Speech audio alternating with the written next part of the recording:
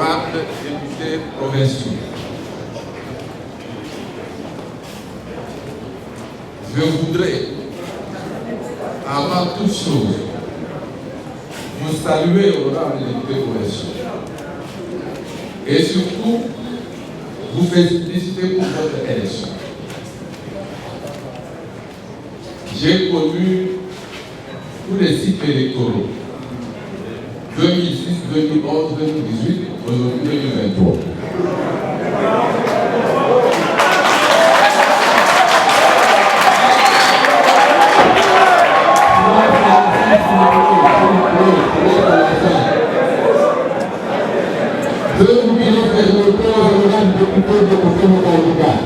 « 2023 est tout simplement un cycle atypique à tous égards et pour tout le monde. Être là où vous êtes, honorable député provinciaux, ce n'est pas évident. Vous êtes des braves. Je ne peux que vous souhaiter un futur mandat au service de notre population et dans l'intérêt de notre province. Hommage soit rendu à vos familles et autres parrains et sponsors qui vous ont accompagnés et soutenus dans ce parcours de combat. Honorables députés provinciaux, dans les jours qui viennent, vous serez appelés à élire les sénateurs, conformément à l'article 54, alinéa 5 de notre Constitution, telle que modifiée jusqu'à ce jour.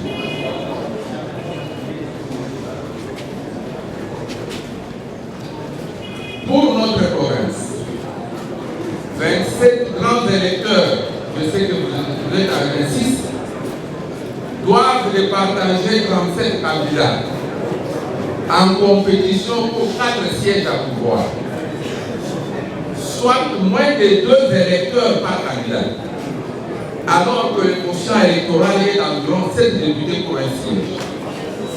C'est tout dire pour souligner l'importance de l'événement qui va bientôt se passer. Voilà pourquoi, dans mon exposé, honorable président, honorable député provinciaux, je vais rapidement, je sais que tout cela est déjà mentionné dans mon texte, je vais commencer par m'identifier. M'identifier pourquoi? Parce que je suis à la fois repère, ou un repère, n'est-ce pas?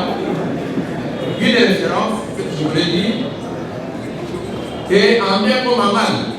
Parce que quand je me suis mis debout là, on a dit, ah oui, on a trop vu. Ce n'est pas ça. Il va encore nous dire quoi? Mais je vais vous dire que j'ai beaucoup de choses à vous dire. J'ai beaucoup de choses à faire.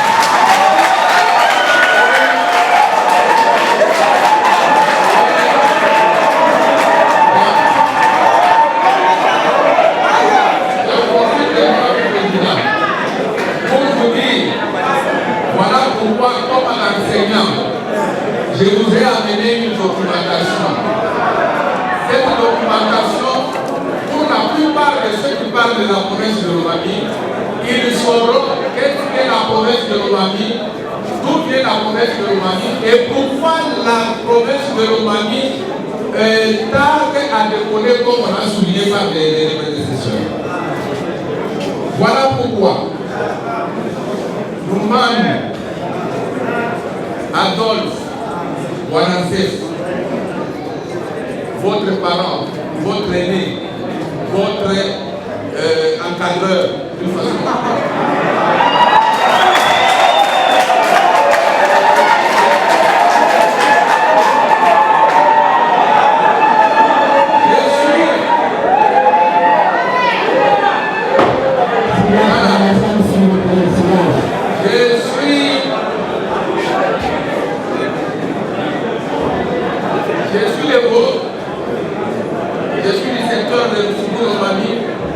Je suis du mouvement de Léon-Koumila et du village de Kabang. Je suis le fils d'Alfred Kolega et de Florence Estamot, qui sont tous décédés. Dans le langage, quand on voudrait dire des bénédictions sur des gens, on dira il n'est même pas de la province. On dit il n'est même pas du territoire de Gamine.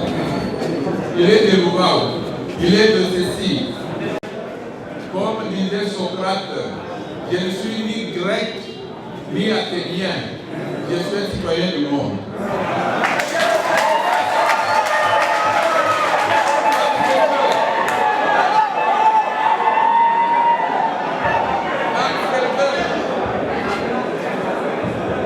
Si je vous disais que ma grand-mère, la mère de ma mère, était une esclave affranchie, mais il vient de Bénin-à-la-Baye. Lui aussi, je suis de la région. C'est ça. Si je vous dis, ma grand-mère paternelle, sa maman est de Kasségué, Mission Kalonda, dites aussi que je suis de la loi du Baye. C'est pour vous dire que j'ai réuni, je suis congolais, je suis citoyen du monde, et quand je me présente comme candidat sénateur, ça signifie que je voudrais sortir d'une simple représentation des circonscriptions électorales pour représenter la province conformément aux dispositions constitutionnelles. Voilà. Pour mon profil, moi je suis un homme politique. Des formations politiques, parce que docteur en sciences politiques administratives, qui a fait la science politique et l'histoire politique.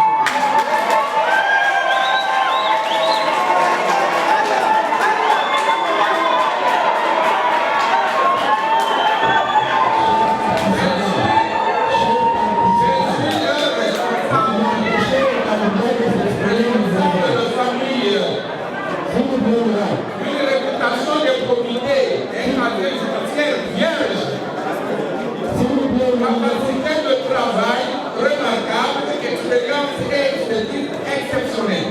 Je connais des pays, je connais les hommes, je connais les institutions et je connais les problèmes, notamment quand on dit que la province tente à déconner, si vous posez pas les prémices, donc même les réponses que vous allez donner ne vont pas permettre de résoudre cette équation-là. Pourquoi elle est, et je vais vous dire pourquoi, non seulement le Mali, mais toutes les provinces qui ont bénéficié du démembrement territorial sont en difficulté. J'ai entendu que c'est le Mali seul. Mais je connais des pays comme je l'ai dit. Alors, j'ai une expérience. L'expérience, c'est que je suis député national pour les 4 législatures. Et comme activité parlementaire, les mandats et activité parlementaire, j'étais président d'un groupe parlementaire à l'Assemblée nationale. Et à ce titre, comme production législative, nous sommes parfois victimes. Il a fait quoi là? On n'en a même pas entendu. Qu'est-ce qu'il a fait? Je vous dis que de 2006 à 2008, avant que je n'aille au gouvernement, je suis l'auteur de la loi sur le financement public des partis politiques.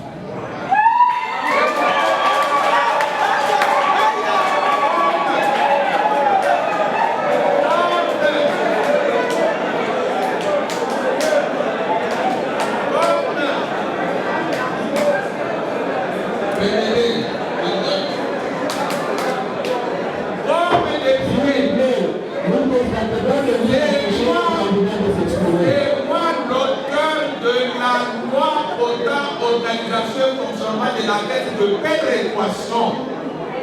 La caisse de péréquation, ça fait partie justement des avantages reconnus aux provinces qui ne sont pas mis en œuvre depuis 2008 pour accompagner cette décentralisation. Comme membre du gouvernement, tous les textes que vous voyez, je sais le premier ministre de l'Intérieur, décentralisation, aménagement du territoire. C'est moi l'auteur du texte sur les limites des provinces de la ville de Kinshasa. C'est moi l'auteur du projet de la loi de programmation. La loi de programmation vient comment? Parce que depuis que la Constitution est entrée en vigueur en 2006, ont tardé à procéder au découpage territorial. Les élus de l'Ituri se sont fâchés. Ils ont dit que si vous ne nous dirigez pas en province, nous allons décréter notre sécession. Voilà pourquoi, pour gagner un peu de temps, j'ai initié comme ministre de l'Intérieur la loi de programmation que vous connaissez, qui se trouve dans les documents que je vous donne, parce que les députés provinciaux vont avoir la documentation qui renforce vos capacités. Voilà. Et la plupart des textes sur les élections et la décentralisation viennent de ma plume et de mon travail comme membre du gouvernement. Vous voulez, je vous laisse le temps de vous lire ce que vous allez trouver dans le texte. Ministre de l'Intérieur, ministre des Relations avec le Parlement, mandataire public, ainsi de suite. J'ai travaillé déjà sur la deuxième république. Je disais à ceux qui ne voulaient pas que je rejoigne le président Tshisekedi, qui ont cru que c'était une façon de nous diaboliser et une façon de mesure pour eux. Je leur ai dit. J'ai été le conseiller politique du maréchal. Je suis la dernière personne bénéficiaire du dernier décret présidentiel signé par le président Moussé Laurent Kabila 13 jours avant son assassinat. Et j'ai travaillé avec le reste, directeur de cabinet du président, ministre, ainsi de suite. Pourquoi je ne viendrai pas apporter cette expertise, cette expérience à mon propre pouvoir, à mon propre frère, avec Félix Antoine Tshisekedi Tshilombo? Pourquoi vous pouvez pas m'en empêcher? Voilà pourquoi. Je suis celui qui a participé à tous les dialogues politiques dans ce pays. Et j'étais le premier vice-président du CENSA, comité de suivi de la porte du processus électoral. Comme le grand académique, je suis professeur ordinaire, j'aspire à la Mérita. Les Mérita, je suis un professeur qui enseigne et non pas un professeur dans l'enseignement. Voilà. Maintenant, qu'est-ce que je fais comme sénateur?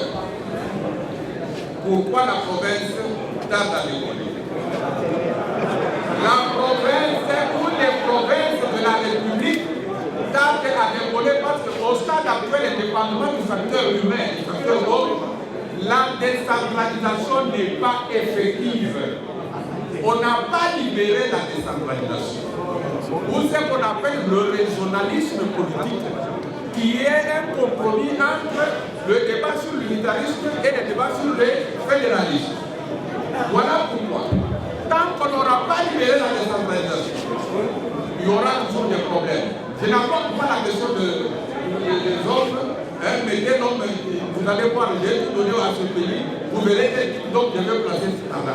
Et cet homme-là, on l'a placé pour l'ensemble de notre pays, et particulièrement pour la province de l'Omami, où nous mettons tout le temps les bâtons dans les roues. Alors, prenez seulement la Constitution, je vous ai donné la documentation. Mon travail va reposer, comme je l'ai dit, sur la nécessité de l'effectivité de la décentralisation. Et l'article 100 dit que notre Parlement est bicaméral, c'est-à-dire qu'il y a deux chambres. Mais il y a une chambre qui représente les provinces. On ne dit pas autant avec précision en ce qui concerne les députés. La chambre qui représente les provinces, c'est le Sénat. Là où le débat doit se dérouler, sur la caisse de péréquation, sur les transferts de compétences financières, sur les transferts de compétences administratives, la fonction publique provinciale, et même sur les recettes à caractère national, les 40% qui sont prévus à l'article 195, qui dit que les 40% sont retenus à la source. Ce n'est pas fait jusqu'à présent. Quel est le problème? Ça, ce sont des questions auxquelles le sénateur est appelé à répondre, à apporter des précisions. Ne voyons pas seulement les conséquences, mais voyons pourquoi toutes les provinces, même la ville de Kinshasa, qui se comptait parmi les 4 provinces qui pouvaient se suicider. Au moment où nous parlons, il y a des années que et les ministres et les administrateurs législatif, tout le monde n'est pas payé. À fortiori de l'Omami, où vous payez à réunir même 100 000 $ à la fin du mois comme les recettes propres. Alors, il nous faut débloquer la décentralisation, il faut que la caisse de péréquation fonctionne. On va devoir corriger les inégalités de développement des provinces et vous verrez clair. Bien sûr, il faut l'homme qu'il faut à la base, c'est le fond. Je ne fais pas la confusion entre être exécutif et être législateur. Le rôle des représentants du peuple, c'est de légiférer comme on est en train de le faire. C'est de suivre l'application des lois, de contrôler le gouvernement, de contrôler les entreprises publiques, de contrôler les établissements publics et les services publics. Ce n'est pas de construire des écoles, ni de maternité, ni de routes. Si on est fait ce qu'on a constaté que l'État comme la province a failli quelque part, nous devons nous battre parce que nous avons droit à ce qui revient à notre province. C'est ça notre cas. Voilà pourquoi, pour citer, vous allez trouver ça. J'attire votre attention. Parce que moi, je parle de l'effectivité, je soutiens la décentralisation pour les régionalistes politiques. J'attire votre attention sur le fait que bientôt, l'idée qui est en train de courir et de se consolider, on va procéder à des réformes institutionnelles et électorales.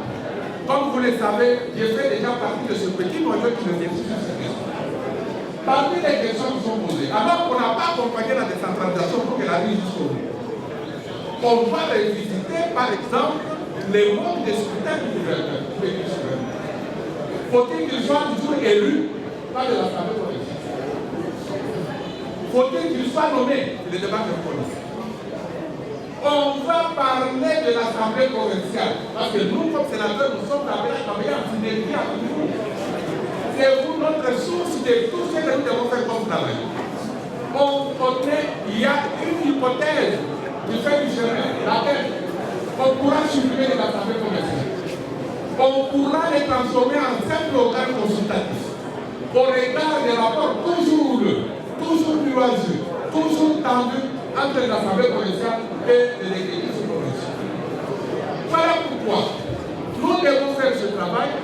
Ce travail, vous n'y envoyez pas n'importe qui. Vous n'y envoyez pas n'importe qui.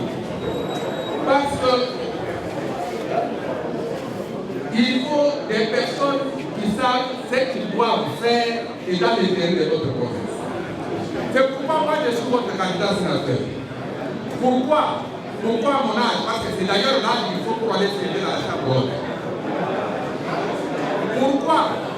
Un sage a dit, le sage qui a refusé de gouverner devrait se préparer à subir les règles du studio.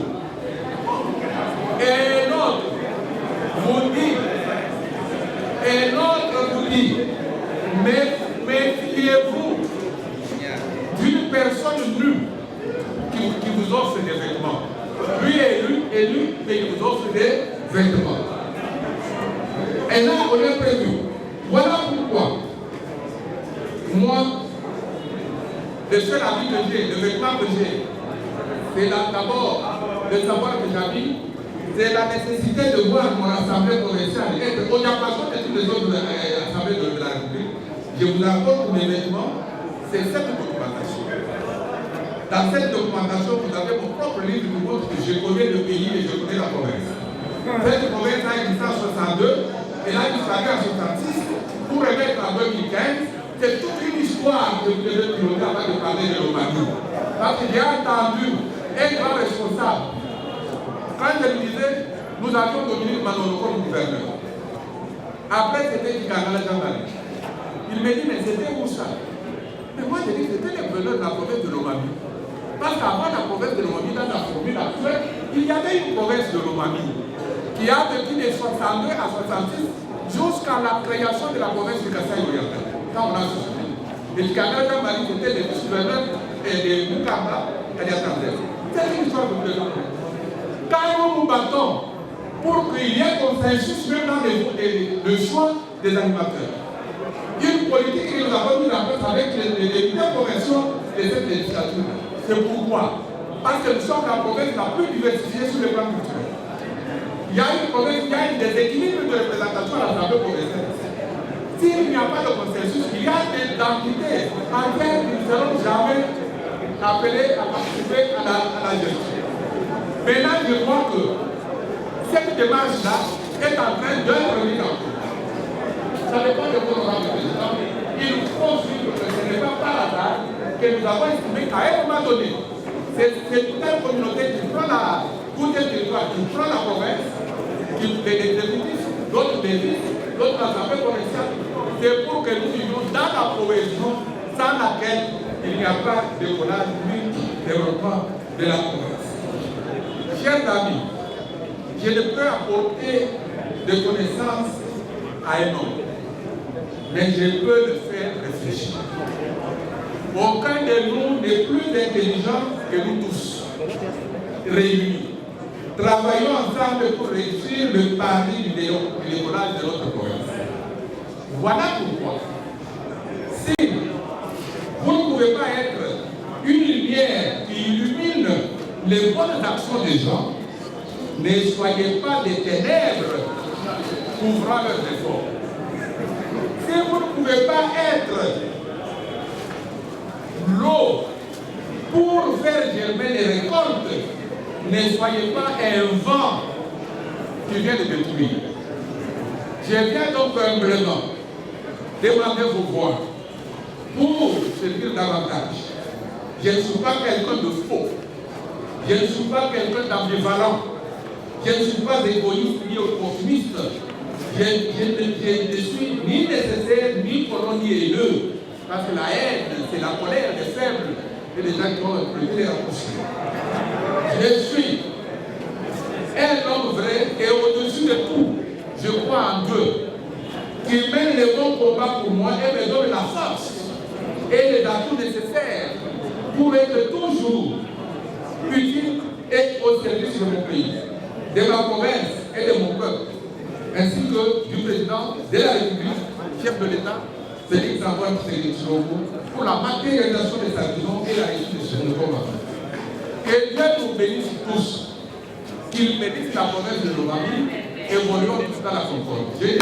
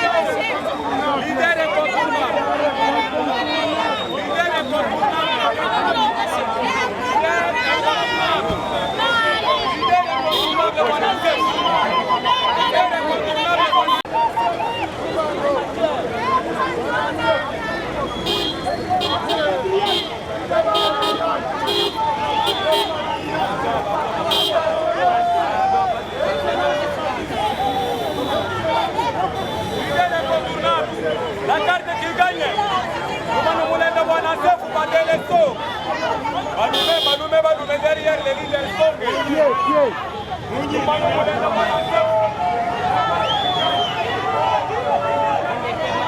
No, que